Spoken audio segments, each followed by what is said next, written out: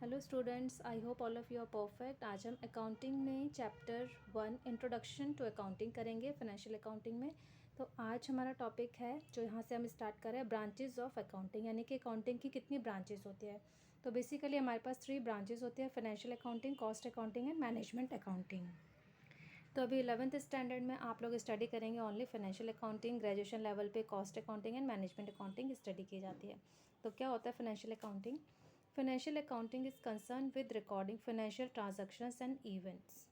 जैसे मैंने आपको पहली वीडियो में भी एक्सप्लेन करा था फाइनेंशियल अकाउंटिंग के बारे में कि इसमें हमने जो भी चीज़ें स्टडी करनी है, रिकॉर्ड करनी है, फाइनेंशियल ट्रांजैक्शंस और इवेंट्स को ही हम रिकॉर्ड करेंगे, समराइज़ करेंगे, इंटरप्रेट करेंगे, कम्युनिकेट करेंगे रिजल्ट को, यूजर्स को। तो वही हमारे financial accounting is concern with recording financial transactions and events, summarising and interpreting them and communicating the result to the users. It is the original form of accounting. ये हमारी original form of accounting है, क्योंकि इसमें हम जो process start करते हैं transaction के रिकॉर्डिंग से लेके कम्युनिकेटिंग तक का सारा प्रोसीजर हम फाइनेंशियल अकाउंटिंग में ही करते हैं, इसलिए इसे हम कहते हैं original form of accounting. It deals with ascertaining profit earn and loss suffer during a period, usually a year. ये हमें बताता है कि एक पर्टिकुलर पीरियड में हमें कितना प्रॉफिट अर्न हुआ या कितना लॉस हमने सफ़र करा है ड्यूरिंग अ पीरियड, और यूजुअली ये पीरियड हमारा होता है 1 year. And financial position on the date when the accounting period ends. और फाइनेंशियल पोजीशन बताता है उस पर्टिकुलर कंपनी की या फर्म की जब हमारा फाइनेंशियल ईयर एंड होता है। अब नेक्स्ट आता है हमारा सेकेंड पार्ट, इसका second branch, cost accounting. The limitation of financial accounting in respect of the information relating to the cost of products and services led to the development of a specialised branch that is cost accounting. अब financial accounting में हमने financial transactions पढ़ी हैं, लेकिन उसमें हम कभी भी कॉस्ट ऑफ प्रोडक्ट या सर्विस के बारे में कोई इन्फॉर्मेशन नहीं होती, जो कि उसकी सबसे बड़ी लिमिटेशंस है, जिसके लिए हमें एक न्यू ब्रांच को डेवलप करना पड़ा। तो स्पेशलाइज्ड ब्रांच है जिसे हम बताते हैं, जिसका नेम है cost accounting. Cost accounting ascertains the cost of products manufactured and services rendered.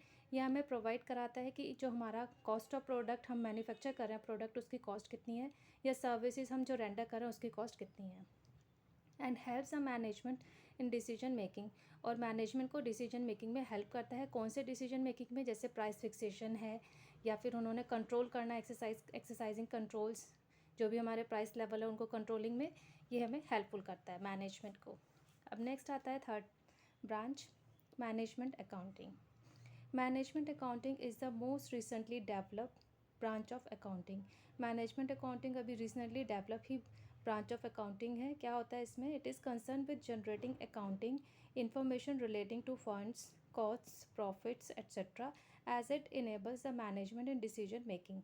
ये हमें प्रोवाइड कराता है अकाउंटिंग से रिलेटेड इन्फॉर्मेशन। किस टाइप की इन्फॉर्मेशन देता है? Related to firms, cost, profit, जो कि हेल्पफुल होती है मैनेजमेंट को डिसीजन मेकिंग में। Management accounting addresses the needs of a single user group, that is the management. Management accounting में जो भी इन्फॉर्मेशन हमें प्रोवाइड की जाती है, जो भी रिक्वायरमेंट होता है, वो सिंगल यूज़र ग्रुप को ही प्रोवाइड होती है, जो कि हमारा मैनेजमेंट। मीन्स कि मैनेजमेंट में से रिलेटेड जितनी भी इन्फॉर्मेशन आपको नीडेड है, या जो भी आप अकाउंटिंग करते हैं, वो सारा हम इंक्लूड करते हैं मैनेजमेंट अकाउंटिंग ब्रांच में। अब आता है ब्रांचेस भी हमने पढ़ ली। अब है सिस्टम ऑफ अकाउंटिंग। अकाउंटिंग करने के क्या क्या सिस्टम्स है? तो बेसिकली 2 ही सिस्टम्स हमारे पास हैं यहाँ पर। The systems of recording transactions to the books of account are 2, namely 2 हमारे पास अकाउंट्स के सिस्टम्स है। First is double entry system and second is single entry system. अब डबल एंट्री सिस्टम नाम ही बता रहा है कि डबल एंट्री, यानी कि हम डबल करेंगे, इसमें जो भी करेंगे वो 2 साइडेड हम करेंगे। तो चलिए पहले पढ़ लेते हैं, फिर एक्सप्लेन करती हूँ। Double entry system means a system of accounting which recognises and records both aspects. यानी कि डबल एंट्री सिस्टम में हम जो भी हमारे ट्रांजैक्शंस है, जो भी हम अकाउंट कर रहे हैं, उसे रिकॉग्नाइज करेंगे, रिकॉर्ड करेंगे, उनकी दोनों आस्पेक्ट्स को। Debit and credit of a financial transactions, यानी कि जो हमारी 2 आस्पेक्ट्स होती है, 2 आस्पेक्ट्स है, वो हम होती है हमारी डेबिट एंड क्रेडिट, दोनों को हम कंसीडर करते हैं। At the time of recording a transaction, one aspect is record on the debit side and other aspect is record on the credit side. यानी कि जब भी हम रिकॉर्ड करें ट्रांजैक्शन को, तो एक आस्पेक्ट को हमें डेबिट साइड लेना है और अदर आस्पेक्ट्स को हमें लेना है क्रेडिट साइड में।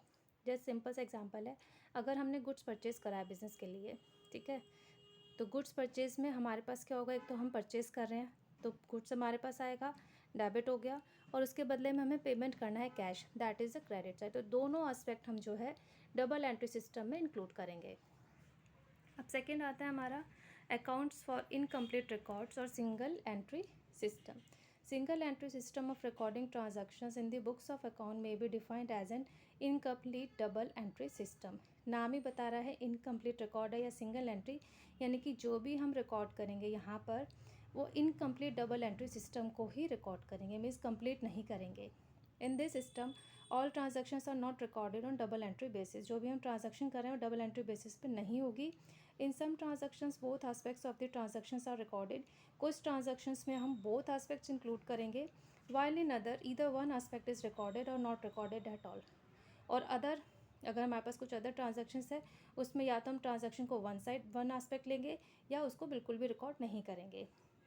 The accounts maintained under this system are incomplete and unsystematic and therefore not reliable. ये वाला जो हमारा सिस्टम है अकाउंट मेंटेन करने का, ये हमारा अनकम्प्लीट है, अनसिस्टमैटिक है, इसलिए हम ज़्यादातर इसे यूज़ नहीं करते, अनरिलायबल होता है. तो normally double entry system universally accepted accounting method है, उसके अकॉर्डिंग ही हम ट्रांजैक्शन करते हैं, जो आगे मैं डिटेल में आपको फर्दर वीडियोस में एक्सप्लेन करूँगी कि किस टाइप से हमने इसमें दोनों एस्पेक्ट्स को हम पोस्टिंग करते हैं, किस टाइप से हमें एंट्री करनी है, तो सब आपको स्टेप बाय स्टेप मैं एक्सप्लेन करने वाली हूँ.